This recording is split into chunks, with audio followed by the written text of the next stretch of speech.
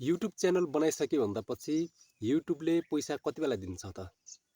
धेरैको मनमा यही कुरा आउँछ। उनीहरूले युट्युब च्यानल बनाइसक्छन्, त्यसभन्दा पछि उनीहरूले एउटा भिडियो हाल्ने बित्तिकै हामीलाई के पहिलो भिडियोबाटै युट्युबले पैसा दिन सुरु गर्छ त? सुरु गर्छ साथीहरू। त्यसको लागि हामीले युट्युबको जुन क्राइटेरिया छ त्यसलाई पुरा गर्नुपर्ने हुन्छ। क्राइटेरिया के रहेको छ भने तपाईँहरूले ध्यानसँग सुन्नुहोला। जब हामी युट्युब च्यानल बनाउँछौँ, हाम्रो युट्युब च्यानलमा 0 सब्सक्राइबरहरू हुन्छन्। 0 सब्सक्राइबर कुनै पनि व्यक्ति त्यो आज किन उसको चाहिँ मिलियन सब्सक्राइबर किन नहोस्, जब उसले युट्युब च्यानल बनाएको थियो उसको सुरुको दिनमा उसको 0 सब्सक्राइबर नै थियो साथीहरू। जब हामी युट्युब च्यानल बनाइसके भन्दापछि युट्युबमा भिडियो अपलोड गर्न सुरु गर्छौँ, हाम्रो युट्युब भिडियोमा जब भ्युजहरू आउन सुरु गर्छन्, हाम्रो युट्युब च्यानलमा जब सब्सक्राइबर आउन सुरु गर्छन्, तब हाम्रो च्यानल ग्रो हुँदै जान्छ।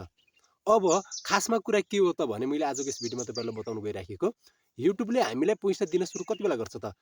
त्यो कुरा म तपाईँहरूलाई भन्नुभन्दा पहिले यस च्यानलमा नयाँ हुनुहुन्छ भने च्यानललाई सब्सक्राइब गर्नुहोस् साथीहरू। साइडमा रहेको बेल आइकनलाई प्रेस गर्नुहोस्। यसले तपाईँ र मलाई दुईटैलाई फाइदा गर्नेछ र भिडियोमा एउटा राम्रो चाहिँ कमेन्ट चाहिँ गर्न पनि नभुल्नुहोला र भिडियोलाई लाइक गर्न नभुल्नुहोला र भिडियोलाई धेरैमा सेयर गर्न पनि नभुल्नुहोला।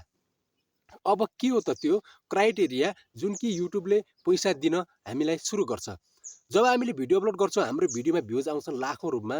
हाम्रो च्यानल भिडियोमा भ्युज आइसके भन्दापछि, हामीले युट्युब च्यानल बनाइसके भन्दापछि हाम्रो च्यानलले 1000 सब्सक्राइबरहरू पुरा हुन आवश्यक हुन्छ।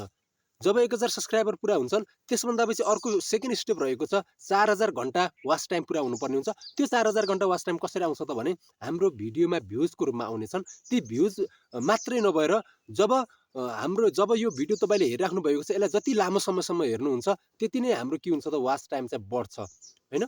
यदि तपाईँले चाहिँ युट्युबको भिडियो जुन त हेर्दै हुनुहुन्छ त्यो चाहिँ सुरुमै काटिदिनु भयो भने त्यसको वाच टाइम थोरै गेन हुन्छ, त्यो चाहिँ ढिला समय लाग्छ त्यसले गर्दा। अब तपाईँहरूले चाहिँ यसको लागि के गर्नुपर्ने हुन्छ, तपाईँको कन्टेन्ट चाहिँ राम्रो हुनुपर्ने हुन्छ, जुन कि दर्शकहरूलाई चाहिँ मन परोस् र उनीहरूले चाहिँ त्यो भिडियोमा लास्टसम्म झुन्डिएर चाहिँ हेरुन् साथीहरू।